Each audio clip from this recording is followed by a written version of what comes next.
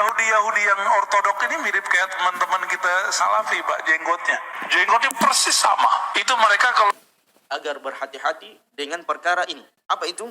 Du'atun ala abwabi jahannam. Para dai-dai, para ustaz-ustaz, kiai-kiai, para ulama yang dianggap ulama manusia, namun mereka mengajak manusia untuk masuk ke dalam neraka jahannam Allah Jalla wa'ala. Na'udzubillahi min dzalik. Para penyuruh kepada kesesatan, para penyuruh kepada liberalisme, para penyuruh kepada radikalisme, para penyuruh kepada filsafat.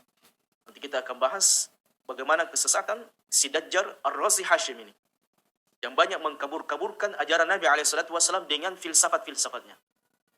Jadi sekarang ini muncul ada da'i yang mengajak manusia kepada neraka jahannam.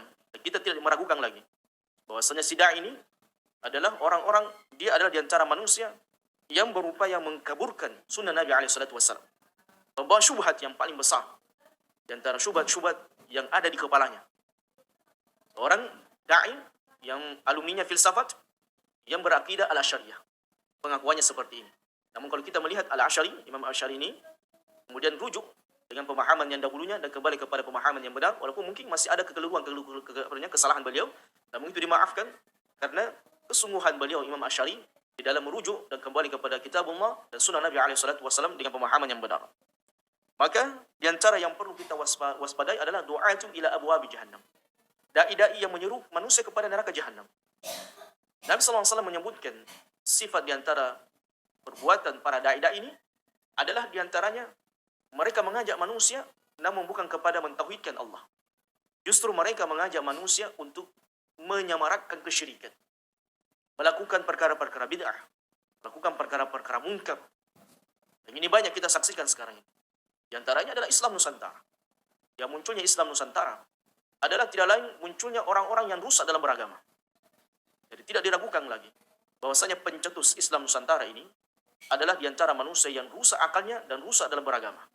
Mereka mengajak manusia bukan kepada Allah Jalla wa'ala, tapi bagaimana menyamarakkan Islam Nusantara ini. A'udzubillahi min dzalik. Dan kita tidak tahu apa motif mereka. Namun yang jelasnya zaman rahmatullah, dai-dai seperti ini adalah dai-dai yang mengajak kepada kesesatan, dai-dai yang mengajak kepada keburukan, dai-dai yang mengajak kepada kejelekan, dai-dai yang berusaha mengkaburkan ajaran Allah Jalla wa'ala. Begitu pula dengan ajaran-ajaran yang sudah jelas dari Nabi SAW. Dan kemudian ditafsirkan begini dan begitu. Padahal zaman rahmatullah subhanahu wa ta'ala, kalau kita ingin beragama dengan baik, selamat dalam beragama, maka contohlah para sahabat Nabi SAW. Contohlah mereka. Bagaimana mereka mengikuti Nabi SAW dengan baik. Sehingga kalau ada dalil nas, Quran dan Sunnah Nabi SAW, dan kita kemudian butuh penjelasannya, maka coba cari di kitab-kitab ulama ahli sunnah, ulama-ulama salafiyun, orang-orang yang mengikuti sunnah Nabi SAW dalam beragama, dalam berkata. Jadi mereka tidak pernah lepas dari salaf itu, salafiyun. Orang-orang yang banyak dituduh hari ini sebagai pemahaman dan bahkan disebut dengan sebagai pintu lahirnya terorisme dan radikalisme. Yang disebut dengan Ar-Razi Hashim ini, si Dajjal Kadzab, Qattan, orang tukang fitnah ini, mereka adalah orang-orang yang menyimpang, yang menggunakan kesesatan dalam beragama. Na'udzubillahi min dzalik. Padahal salafiyun ini adalah manusia-manusia yang berusaha dengan keras ketika mereka berkata dan berbuat sesuai sejalan dengan perintah Nabi SAW.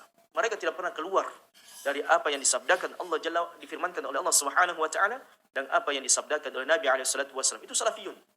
Mereka bukan kelompok yang mengalang-alangkan, yang mengkabur-kaburkan, yang membuat perkara-perkara baru dalam agama.